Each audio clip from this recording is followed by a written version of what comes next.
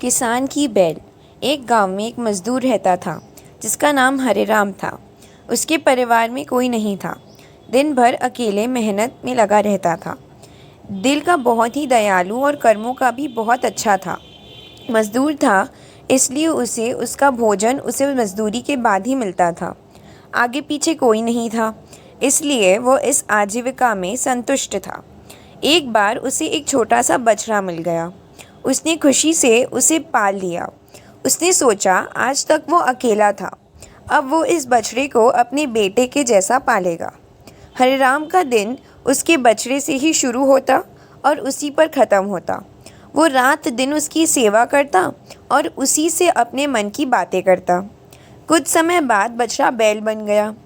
उसकी जो सेवा हरिराम ने की थी, उससे वो बहुत ही सुंदर और बहुत बलशाली बन गया था। गांव के सभी लोग हरिराम के बैल की ही बातें किया करते थे। किसानों के गांव में बैल की भरमार थी, पर हरिराम का बैल उन सबसे अलग था। दूर दूर से लोग उसे देखने आते थे। हर कोई हरिराम के बैल के बारे में बातें कर रहा था। हरिराम भी अपने बैल से एक बेटे की तरह ही प्यार करता था। भले खुद भूखा सो जाए, लेकिन उसे हमेशा भरपेट खिलाता था। एक दिन हरिराम ने के स्वप्न में शिव का नंदी बैल आया। उसने उससे कहा कि हरिराम, तुम एक निस्वार्थ सेवक हो। तुमने खुद की तकलीफ को छोड़कर अपने बैल की सेवा की है, इसलिए मैं तुम्हारे बैल को बोलने की शक्ति दे रहा हूँ। इतना सुनते ही हरिराम जाग गया और अपने बैल के पास गया। उसने बैल को सहलाया और मुस्कुराया कि भला एक बैल बोल कैसे सकता है। तभी अचानक आवाज़ आई, बाबा, आपने मेरा ध्यान एक पुत्र की तरह रखा है। मैं आपका आभारी हूँ और आपके लिए कुछ करना चाहता हूँ। यह सुनकर हरिराम घबरा गया। उसने खुद को संभाला और तुरंत ही बैल को गले लगाया। उसी समय से वह अपने बैल को नंदी कहकर पुकारने लगा। दिन भर काम करके आता और नंदी से बात करता। गरीबी की मार बहुत थी। नंदी को तो हरिराम भरपेट दे देता, लेकिन खुद भूखा सो जाता था। यह बात नंदी को अच्छी नहीं लगी।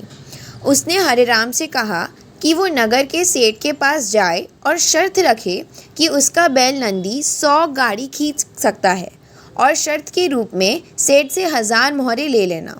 हरिराम ने कहा, नंदी, तू पागल हो गया है। भला कोई बैल इतना भार वहन कर भी कैसे सकता है। अपने जीवन में खुश हूँ, मुझे यह नहीं करना। लेकिन नंदी के बार बार आग्रह करने पर हरिराम को उसकी बात माननी पड़ी। एक दिन डरते डरते हरिराम सेठ दीनदयाल के घर पहुंचा। दीनदयाल ने उससे आने का कारण पूछा, तब हरिराम ने शर्त के बारे में कहा। सेठ जोर जोर से हंसने लगा। बोला, हरिराम, बैल के साथ रहकर क्या तुम्हारी मति भी बैल जैसी हो गई है? अगर शर्त हार गए तो 1000 मोहरे के लिए तुम्हें अपनी झोपड़ी तक बेचनी पड़ेगी। यह सुनकर हरिराम और अधिक डर गया, लेकिन मुंह से निकली बात पर मुकर भी नहीं सकता था। शर्त का दिन तय किया गया और सेठ दीनदयाल ने पूरे गांव में ढोल पिटवाकर इस प्रतियोगिता के बारे में गांव वालों को खबर दी और सभी को यह अद्भुत नज़ारा देखने बुलाया। सभी खबर सुनने के बाद हरिराम का मजाक उड़ाने लगे और कहने लगे कि यह शर्त तो हरिराम ही हारेगा। यह सब सुन सुनकर हरिराम को और अधिक डर लगने लगा और उससे नंदी से घृणा होने लगी। वह उसे कोसने लगा, बार बार उसे दोष देता और कहता कि कहाँ मैंने इस बैल को पाल लिया। मेरी अच्छी भली ज़िंदगी कट रही थी, इसके कारण सर की छत से भी जाऊंगा और लोगों की थू थू होगी, वो अलग। अब हरिराम को नंदी बिल्कुल भी रास नहीं आ रहा था। वह दिन आ गया जिस दिन प्रतियोगिता होनी थी। 100 माल से भरी गाड़ियों के आगे नंदी को जोता गया और गाड़ी पर खुद हरिराम बैठा। सभी गांव वाले यह नज़ारा देख हंस रहे थे और हरिराम को बुरा भला कह रहे थे। हरिराम ने नंदी से कहा, देख, तेरे कारण मुझे कितना सुनना पड़ रहा है। मैंने तुझे बेटे जैसा पाला था और तूने मुझे सड़क पर लाने का काम किया। हरिराम के ऐसे घृणित शब्दों के कारण नंदी को गुस्सा आ गया और उसने ठान ली कि वो एक कदम भी आगे नहीं बढ़ाएगा और इस तरह हरिराम शर्त हार गया। सभी ने उसका मजाक उड़ाया और उसे अपनी झोपड़ी सेठ को देनी ही पड़ी। अब हरे राम नंदी के साथ मंदिर के बाहर पड़ा हुआ था और नंदी के सामने रो रो कर उसे कोस रहा था। उसकी बातें सुन नंदी को सहा नहीं गया और उसने कहा, बाबा हरे राम, यह सब तुम्हारे कारण हुआ। यह सुन हरे राम चौंक गया।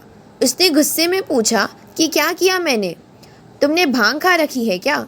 तब नंदी ने कहा कि तुम्हारे प्रेम के बोल के कारण ही भगवान ने मुझे बोलने की शक्ति दी और मैंने तुम्हारे लिए यह सब करने की सोची, लेकिन तुम उल्टा मुझे ही कोसने लगे और मुझे बुरा भला कहने लगे।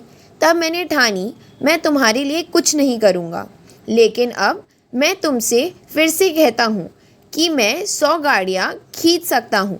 तुम जाकर फिर से शर्त लगाओ और इस बार अपनी झोपड़ी और 1000 मोहरे की शर्त लगाना। समय बीता, हरे राम वही करता है और फिर से शर्त के अनुसार 100 गाड़ियाँ तैयार कर उस पर नंदी को जोता जाता है और फिर से उस पर हरे राम बैठता है और प्यार से सहलाकर उसे गाड़ियाँ खींचने कहता है और इस बार नंदी यह कर दिखाता है, जिसे देखकर सब स्तब्ध रह जाते हैं और हरे राम शर्त जीत जाता है। सेठ दीनदयाल उसे उसकी झोपड़ी और 1000 मोहरे दे देता है। तो दोस्तों, हमें इस कहानी से यह शिक्षा मिलती है कि जीवन में प्रेम से ही किसी को जीता जा सकता है। कहते हैं प्रेम के सामने ईश्वर भी झुक जाता है, इसलिए सभी को प्रेम के बोल ही बोलने चाहिए। दोस्तों, आशा है आपको मेरी यह कहानी पसंद आई होगी। कृपया मुझे सहयोग करें। नीचे सब्सक्राइब को क्लिक कर ऑल वाली घंटी का बटन दबाएं ताकि मेरे हर अपडेटेड वीडियो का नोटिफिकेशन आपको मिलता रहे।